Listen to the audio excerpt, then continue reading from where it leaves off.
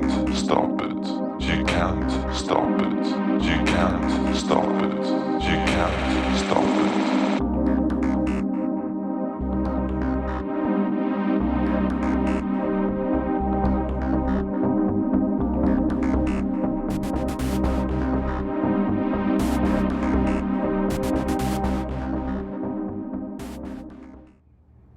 Hey, what's going on, guys?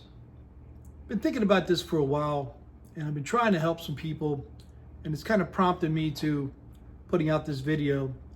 I've been meeting a lot of people that are new to me, but they have been training for a very long time. Many different styles of martial arts, many different teachers, and they put in decades. Many of these guys have very good skill, but they reach out to me because they're still searching for something. They think they're searching for a teacher. They think they're searching for some type of a system. They think they're searching for something that they have not already seen, something that's going to magically unlock everything that they're searching for. And it's kind of been bothering me a little bit because the conversations I'm having with people are not easy. And for the most of these students are full grown, been training for decades. In many cases, these guys have their own schools, their own teachers, and they've been very successful. But yet they're still searching for something that they think they haven't been able to find. And the conversations that we're having, I'll say, hey, what are you looking for, or what do you think that I can offer you that all the other teachers that you've trained with have not? And in many cases, some of these have been actual grandmasters. And I said, what are you looking for that you haven't found? Or what do you think that I can provide you that you haven't had access to before? And I'm getting a lot of excuses. I'm not really getting any reasons why they left their other styles of martial arts. I'm not getting any real reasons why they left their instructor. I'm getting a lot of different types of excuses. And I don't want this to sound negative, but it's a situation where I think that most people, rather than looking within themselves, they're turning to the internet, they're turning to other teachers, they're turning to other systems to find a void. And I want to talk about that today. In our style of martial arts, we have a phrase or a benediction called Shiken Haramitsu Daikomyo. And Shiken Haramitsu Daikomyo is a phrase that's usually said at the beginning and at the end of every class. Shiken generally breaks down into the four hearts.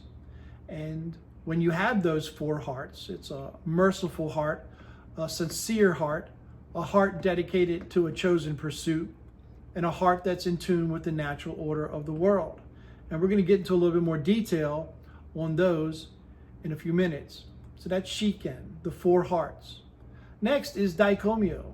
Daikomyo is kind of like a spiritual aura, a light.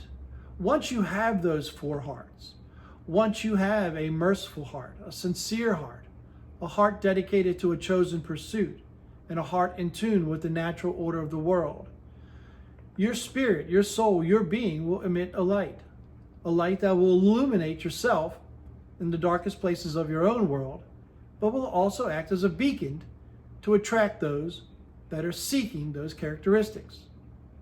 And then Daikomyo is an eternal energy force. All styles of martial arts have some type of a legacy.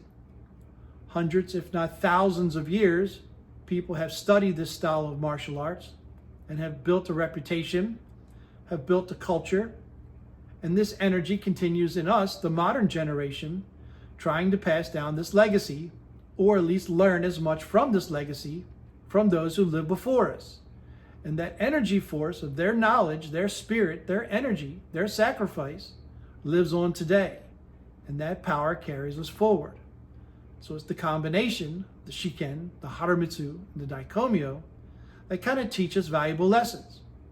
I think a lot of schools talk about it. They may train on it a little bit, but I don't think they go as deep as they should. And I think if they did, it would help a lot of people. So that kind of brings me what to the core of this video is about. I'm going to focus on one aspect of Shiken. So again, just to give those who don't train in this style of martial arts some context, Shiken Haramitsu Daikomyo, this benediction, has a couple different translations. One, simply meaning the powerful light of wisdom. The power, the light of wisdom. Another one that I like and I use more often is that in every experience we encounter, it holds within it the potential for a higher consciousness or a higher understanding that we all seek. So between the combination of those two translations, you get some type of methodology to kind of follow or to live off of. See, with every experience that we encounter, everything that happens to us in life, there's an opportunity for us to learn, to grow, to experience. And within those opportunities, there's opportunity for us to change. There's opportunities for us to take a moment and slow down and to appreciate. There's a moment for us to be able to realize there's danger and for us to be able to react. But we have to be in tune, alive, and aware and reactive to be able to do that. So the Shiken Haramitsu Daikomyo said at the beginning of the class to make you understand that you have to have these four hearts, and those four hearts give light, and that light is carried on by energy. And in the classroom of that day, you're going to learn things. You're going to have experiences. You're going to have opportunities to learn. You're going to have opportunities to grow. You're going to have opportunities to understand at a deeper level what you already know. But you have to be in tune with what's going on with the teacher and the environment around you. And those lessons of that day are going to make you a better person to carry on the light and the energy to the world. And that's why it said at the end of class, to be able to take the knowledge, to be able to take this wisdom and carry it out into the world to make the world a better place for all of us. And I don't know if that story's told enough. I don't know if it's believed enough that when you come to class, you're there to learn. You're there to grow. And when you leave class, you're there to take that knowledge into the world, to do great things for the world. I think too many people get involved in a martial arts school, and it's all about kicks, punches, techniques. You did this right, you did this wrong, your foot's in the wrong place, your hand's in the wrong place, or this would never work in real life, or you can't do that to me if I was resisting, or whatever the physical stuff is. A lot of people get caught up in it. I think a lot of new people, they need that reassurance to be able to see something in a martial arts school, to be able to practice it, to be able to pressure test it, and to be able to see it work, to give them confidence, to be able to go out into the world and live with less fear. And I think when you can get beyond the physical realm and you can live cautiously but without fear, you become a different person. And from that movement forward, the martial arts, you maintain the physical skill just in case, but you have to learn to live. You have to learn to love. You have to learn to be experiencing life. For all the sacrifices and pain of the training, you have to be able to use the other side of that training, not for fighting, but for living freely, living without fear, to be able to see the world, understand the world clearly, to be able to find happiness. And martial arts provides us a vehicle to have that security that we've earned to be able to find happiness. And when people are searching from school to school, teacher to teacher, system to system, they train for years and stop. Start training another few years and stop. Train with this guy and stop. Train with this guy and stop. What they're searching for is physical technique. What they're searching for is something that they feel is missing. And I think what they need to do is take a really good look at this simple phrase that's spoken at the beginning of every class. I'd like to break it down just a little deeper. Let's take a look at Shiken, the four hearts. So the merciful heart is called Jishin, J-I-S-H-I, Jishin. And it's a heart that can see suffering and pain. There's a Buddhist expression that once you realize that everyone suffers, you can find happiness in that. And it's not that you're finding happiness in other people's suffering. You find a sense of comfort knowing that you're not alone in suffering. You're not alone in pain. So to have a merciful heart is to understand that everyone is struggling through life. And you can be an asshole and give them a hard time, or you can be a nice guy and help them out. Your choice. But in this style of martial arts, and students connected to me, I need them to have a merciful heart. That's one pillar of the 4 hearts. The next one is a sincere heart. And in Japanese, that is Hankai Kuteki. Hankai Kuteki. So to have a heart that sees suffering is one thing. But to understand what righteousness and justice is, you can see something that's going wrong, but will you act to make it right? You have choices in life, opportunities to do something right or to do something wrong. What do you decide? And when you decide wrong, do you learn and prevent that mistake from happening again? That's being on the path of righteousness. So having a merciful heart and a sincere heart is going to guide you to be able to make the right decisions in life. And it's also going to teach you that when you make a bad decision and your heart feels heavy, your heart feels in pain, or you feel shame, these are ways that nature is teaching you. You need to listen to that. And you need to make proper changes so you can grow from that. And you take that growth into the world for the benefit of not only yourself, but for the world. Part 3 is a heart dedicated to a chosen pursuit. And that's one I really want to talk about. It's called Sasagiru. Sasagiru. So that means that you have a heart that's on a mission and you've got a dedicated, chosen pursuit. And I could talk hours on this. And I believe it's the core of this video. When people are jumping around from system to system, teacher to teacher, they're looking for something. They're looking for something in others. They're looking for another teacher. They're looking for another system. They're looking for another technique. But they don't understand what they're going to do with that teacher, what they're going to do with those techniques, what they're going to do with that legacy. They're searching. They're just spinning. They're going nowhere. Or if they're going somewhere, they're retracing their steps over and over. And they're not becoming better and they're not learning from them. They're just replacing steps with more steps. They're not moving forward. So a life dedicated to a chosen pursuit is what I challenge every martial artist. Why do you study martial arts? I've been training since 1985. I've traveled around the world. I've had bones broken. I've had all kinds of things. I've been in hospitals. There's been so many times that I look in the mirror and say, why am I doing this to myself? I've had loved ones say, hey man, you seem like you're a pretty tough guy. You've been training a long time. Why do you continue to keep going to the school? Why do you continue to keep doing this? In the beginning, I started training out of fear. I was afraid. I was afraid of being in a fight. I seen people get in fights, and I would think to myself, if that happened to me, I wouldn't know what to do. I would think that I would be brave. I would think that I would fight back, but I had no skill sets. I don't even know if I had the courage to move forward. Maybe animalistically, maybe as pure as a cat in the corner, but as far as could I fight my way to freedom? And if I had to protect someone that I cared about, did I have the skills to do that?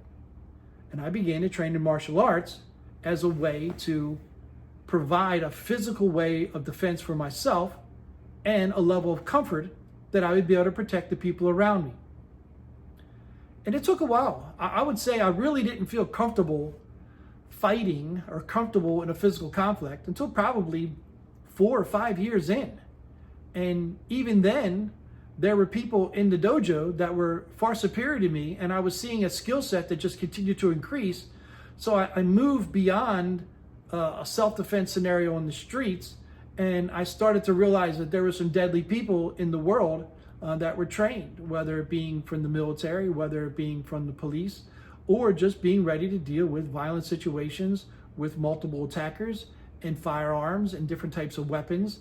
My skill level had to continue to increase until it got to be a level to where I would say probably 20 years into training, the physical side shifted. It was no longer about the skill sets. It was about how much I could retain. What could I continue to do at a proficient level as I got older and as my body was healing from injuries and as my life changed, my lifestyle changed. How could I maintain a certain skill level without living in the dojo 6-7 days a week? So those were challenges that I faced. But I always had a dedicated chosen pursuit. I always had a reason for training, starting off selfishly for myself, and then realizing I needed to protect loved ones in my family, then to be able to calm that down. Once I got a certain level of proficiency with my skills, I kind of wanted to show it off a little bit. So if somebody gave me a hard time, I had no problem charging in, chest out, ready to go, because I knew I could beat that person, or I knew I could win that fight. So I had to go beyond that. And that's where the cultivation of that merciful heart and that sincere heart as a martial artist comes into play. You just can't be a human cockfighter. You just can't be somebody that trains and trains and trains to fight, because all that training is going to do is make you want to fight.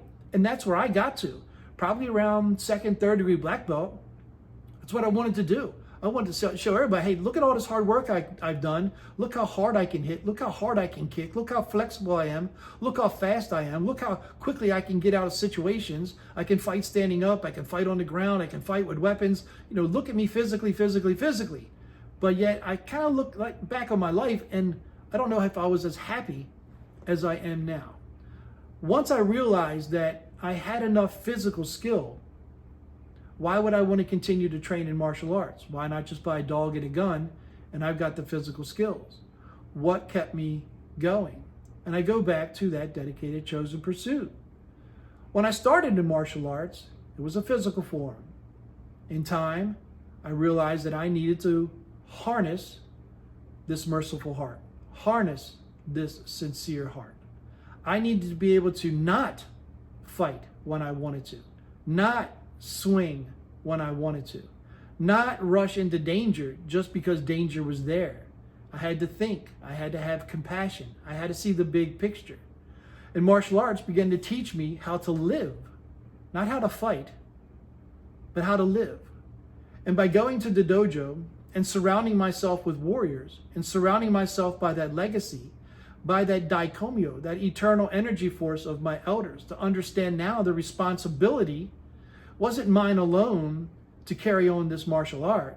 There was a time that I foolishly thought that the burden to carry on this style of martial arts lied on my shoulders and other people's shoulders around me. And I realized quickly that it wasn't. But there was a time that I thought, hey, there's no one training like me. There's no one. Then I realized that's crazy. I met tons of people training like me, training harder than me. And I met people where it was their job, it was their legacy, and I left it to them. And I focused on living my life. I focused on helping people who were in my life, whether it be a student in martial arts, someone that I work with, my neighbors, my friends, people I associated with. I carried that martial spirit into everything I did in life. And it wasn't about fighting, it was about security. Security for myself and the people around me. And using that security to try to find happiness. So before I go off too much on a tangent, the third heart, being a heart dedicated with a chosen pursuit, is very important. So if you want to train with me, or if you want to train with any teacher, you need to think about why. Why am I training? What is the purpose for my training? Once I train and get these physical skills, what am I going to do with it? Once I train and get these physical skills, am I with a teacher that can take me beyond the physical skills to train in the spiritual realm? The training that I'm doing now is much different than what I did 20 years ago, even 10 years ago. For me, the training is completely shifted to a completely different realm. It's no longer about the scrolls, the ruhas, the punching, the kicking, the fighting. It's more about learning of life. And the things that I'm studying now, in many cases, have nothing to do with Japan or have nothing to do with the martial arts. But I'm using the skill sets of how I obtain knowledge from the martial arts to obtain these other skill sets for life. The heart in tune with the natural order is called enkatsu. Enkatsu. And that's a heart that's balanced with the world around you. And I think a lot of people screw that one up too. If you are not in balance with your job, you're going to get fired. If you're not in balance with the woman in your life, she's going to leave you. If you're not in balance with your children, they're never going to respect you. So having this attunement, awareness, connectedness to the world around you is very important. So when you combine a merciful heart, a sincere heart, a heart dedicated to a chosen pursuit, and a heart in tune with the natural environment of your world, and you live in a world with laws, and you need to follow those laws to maintain balance. You live in a world that requires you to have money. You need to make money to be in balance. You need to make money in a way where it keeps balance and maintains balance and is replaceable with something else. A lot of people make a lot of money and they spend a lot of money. You've got to be able to take that money to provide you with security for the future. Everything that you do within training is some type of an investment. When you train physically for your physical skill, that is an investment. When you put in time to earn money, that is an investment. When you take that money and you learn how to invest it, that money will reproduce itself. And then you'll find a way to obtain security. And within that security, you've got to maintain balance along that entire journey. So martial arts is getting the skills to be able to live freely without fear. When you live freely without fear, you must learn to live with compassion, because you yourself, in many ways, have become a trained killer. You need to be able to take that passion of martial arts and turn it into a compassion to help others. Yes, you're going to protect yourself, protect your family, but learn how to lift others around you. Learn how to have a dedicated, chosen pursuit that you work towards every day, goals every day. So when you come to me and say, Sensei, I want to be your student. Why? Why do you want to be my student? What do you hope to achieve? Oh, I want to help teach others. Well, why are you helping others? Why are you helping to teach others? What is your gain? If it's your gain just to open up a school so you can make money, so you can quit your bad job, and you think you're going to replace that with martial arts? If your worth ethic sucks at your job, it's going to suck as a dojo leader. It's going to suck as a sensei. It's going to suck as a business owner. I know a lot of great martial artists that can kick ass, but when it comes down to running a business, they suck at it. And I know a lot of people that are great at running a business and couldn't save their life in a Girl Scout camp. But they're making tons of money. They got billboards, they got vans, they got posters, they got all these things, pictures of themselves. People worship them, and they're great businesses, and they make a ton of money. And they can beat up their students because they never show their students any shit that works, so they have an advantage. Then there's people out there that all they do is beat the shit out of their students, and then they charge them money for a year or two until the student wakes up and goes, you know what? This is not why I joined the martial arts. So understanding why you joined is critical. Don't get involved in the martial arts until you've had a long conversation with yourself of why. And then when you decide to join a school and work with a sensei, working with a teacher, working with a sensei is a privilege and it's an honor. In my case, I've been training for 40 some years. I've been around, I can help you if you're willing to help yourself. But we have to have honest goals up front. I need to know what you need, what you want, and I'm going to help you side by side get there and achieve those goals. And when you achieve those goals, what's next? And then what's next? And what's the end goal? A lot of people say, hey, Sensei, how's things going? And I say, things are going good. No changes, which is an amazing thing. I'm still alive. I'm still healthy. I have a nice house, a beautiful wife, a happy family. My life's not perfect, but it's perfectly imperfect. And I'm working on it every day. And I use my martial arts skills to help me achieve that perfection. And I don't fail, I just learn. I continue to learn. And if those mistakes hurt really bad, then I need to do more training so those mistakes don't happen again. Just like when you started in martial arts, if your blocks weren't great, you got punched in the face. You get punched in the face enough, it sucks, you start working on your blocks. You start taking your blocks more seriously. Well, life gives you those same lessons. And when life starts to suck and when life starts to hurt, you need to figure out what you need to do to be able to perfect it. And I use the same mentality, I use the same methodology, I use the same training regimen that I learned in martial arts to be able to fix the problems I have in life. So again, real quick, Shiken. If you want to be happy, learn to have a merciful heart. Learn to have a sincere heart. Learn to have a heart that's dedicated to a chosen pursuit, something that you're pursuing that means something very important to you. I was once told in the Marine Corps that you got to have a reason to get up. If you get shot or your leg gets blown off and the enemy's rushing in at you, you've got to have something to live for other than your life to get up, to fight, to survive. If you've got nothing in your life to get up and fight for, when your leg is blown off and you're bleeding out and you just do not feel like getting up and that enemy is coming, you may make that choice to just lay there and die because there's no reason to get up. So you need to think about how can you use martial arts to provide you with the skill sets to live the life that you want. And it's okay to train for a few years and get your physical skills down to where you're comfortable enough where you can defend yourself and your family.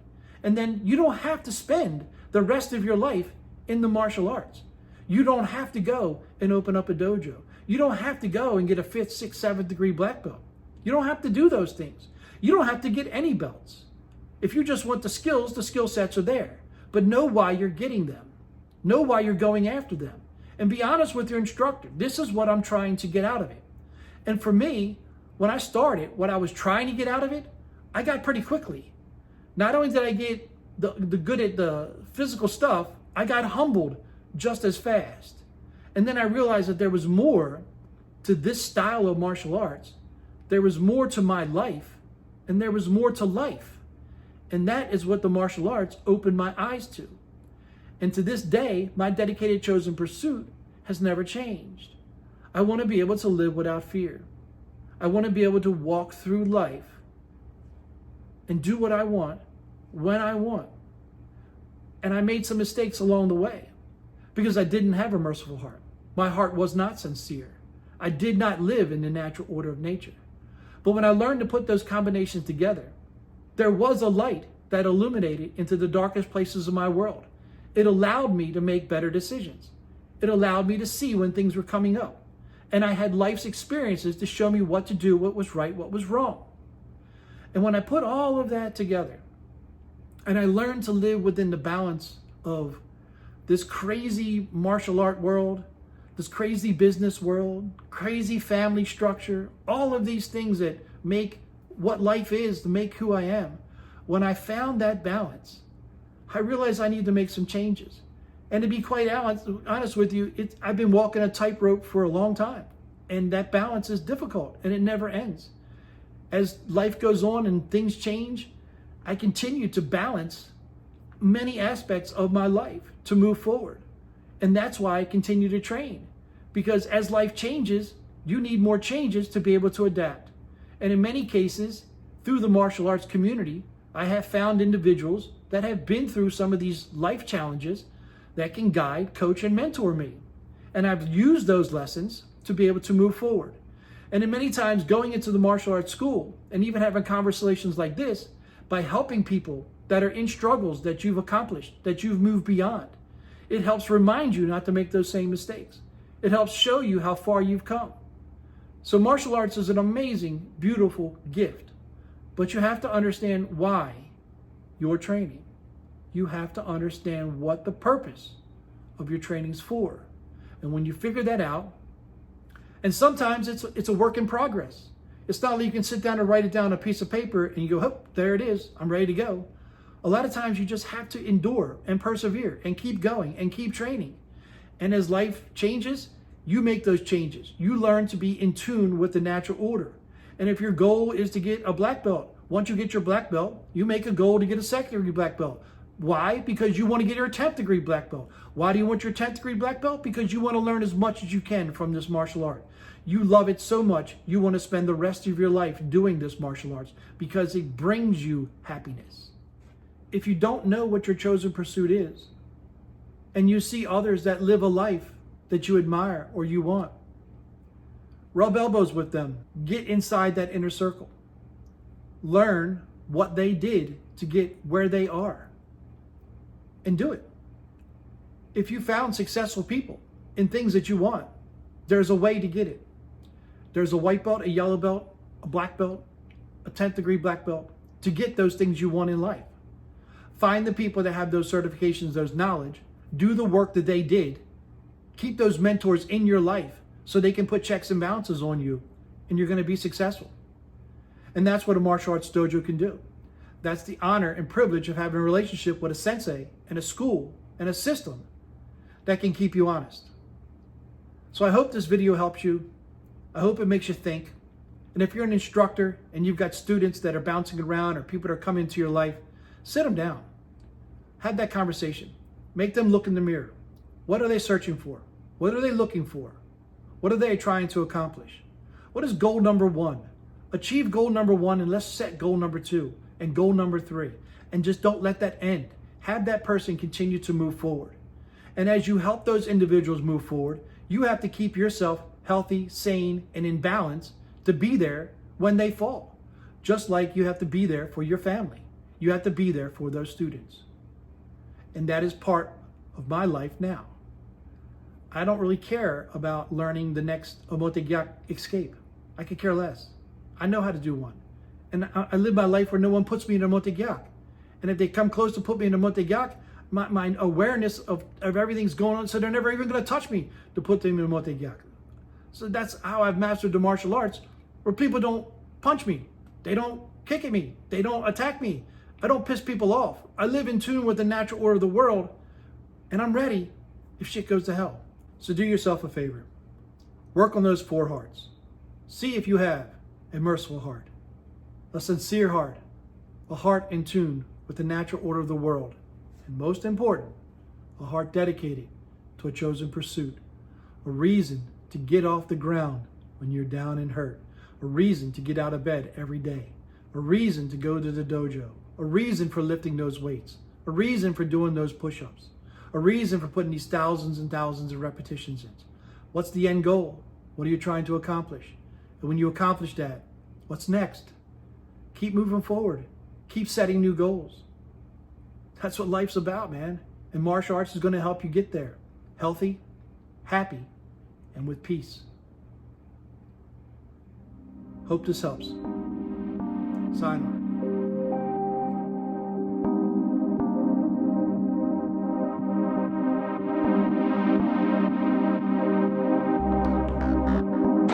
You can't stop it.